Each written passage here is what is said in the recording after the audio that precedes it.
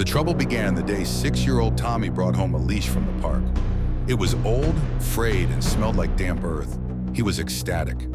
"I found a dog," he shouted, running into the house, the leash trailing behind him. But there was no dog. His parents laughed it off as a child's imagination. But Tommy insisted. He fed the invisible pet and even named it Shadow. His parents dismissed it as a phase until they noticed paw prints in the mud by their front door.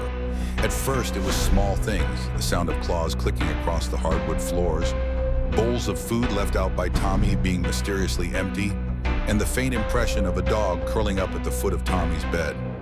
One night, as his mom tucked him in, she froze. The leash lay on the floor, and next to it were deep scratch marks trailing into the hallway. Tommy's dad decided to throw the leash away. He drove it to the local dump, tossed it, and returned home. That night, the family was awakened by a low, guttural growl. The leash was back, hanging neatly on Tommy's bedpost. The growling grew louder, echoing through the house. Then came the whispers. "He's mine now." The family huddled together in fear, the sound of Paws pacing outside their door.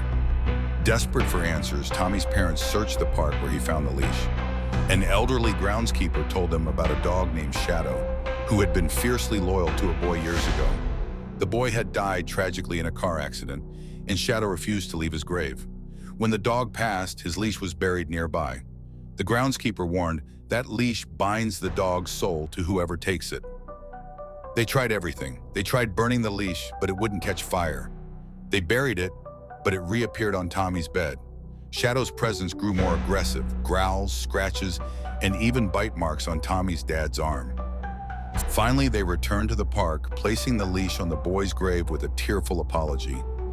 As they walked away, the growling ceased, and for the first time in weeks, the house felt still. But Tommy swore he could still feel Shadow watching him from the shadows.